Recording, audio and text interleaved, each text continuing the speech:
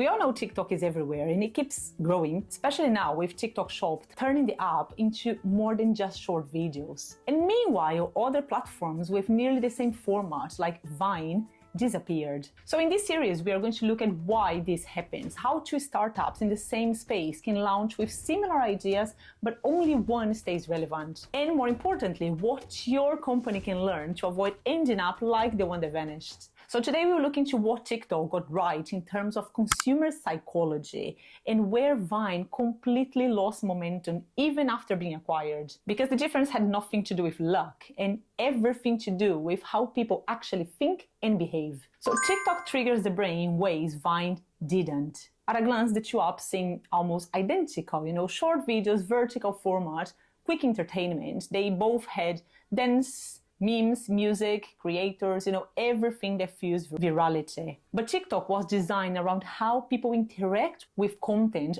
on a deeper level, especially when it comes to attention, emotion, and effort. Vine never created a system that made people want to come back, and TikTok did. TikTok gives instant rewards, no thinking required. So when you open TikTok app, something starts playing immediately. You don't need to search, you don't even need to follow anyone. It just shows you what you want or what it thinks you want. And that tiny difference matters, because it removes friction. So you please your brain even before your brain even has time to get bored or distracted. And that feeling of not being able to predict what is next, never knowing what is next, creates a loop that your brain loves. Because this taps into a classic dopamine trigger, variable reward. Just like slot machines, when it keeps you scrolling and scrolling. Vine never built that loop. You had to follow people, choose what to watch, and make small decisions constantly. So the experience felt slower, it required more effort from you.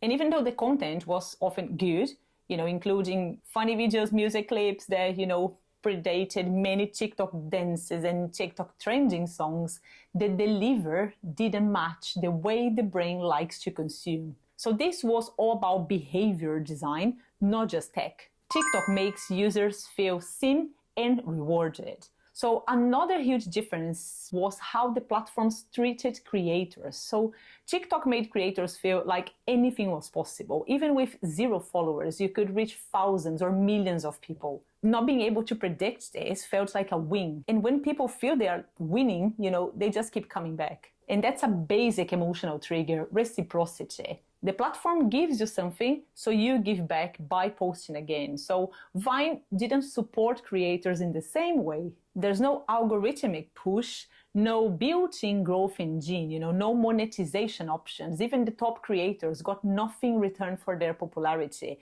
No money, no exposure, boost, no long-term motivation. So they just left. And when they left, the audience left with them. And this is what psychologists call social proof collapse. Once people stop seeing value in a system, they just emotionally disconnect from it. TikTok was built for ease. Vine made you work. So this last one sounds small, but changes everything. Cognitive load. TikTok is effortless. Open the app, content plays, swipe, new content, swipe again, another one. The brain stays in flow, no pauses, no decisions. While Vine made people stop and think. You had to browse, you had to choose, wait, and click. Each micro decision increases the chance that someone will just close the app. And this ties into the choice overload effect. When faced with too many options or decisions, people just disengage. In neuromarketing, even a small bit of friction can break a behavior loop. So Vine was full of these tiny friction points.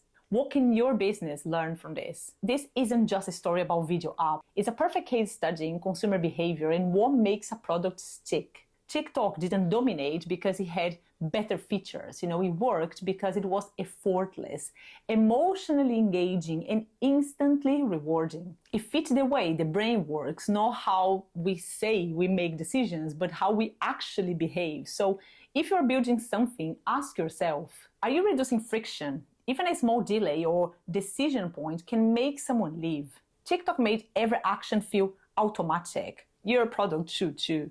Are you rewarding users quickly and clearly? So when people feel a small win, a result, recognition, or even a bit of progress, their brain logs it as worth repeating. Are people getting something that feels personal? So being noticed, feeling it in control, or seeing momentum, these are emotional hooks that matter more than features. Are you giving them a reason to come back again and again? One-time attention is easy to buy, but repeated use means you've built something that fits into someone's habits, like listening to TikTok songs on loop or scrolling for the next viral TikTok video. Vine had a format, it had great content, but it didn't create habits. It didn't reward people in the right way. And it didn't feel it was giving something back to the user experience. So if you want real growth, you need to understand how your customers' brain work. And if you're ready to get better at it, just keep watching or reach out for a personalized marketing plan that fits your business.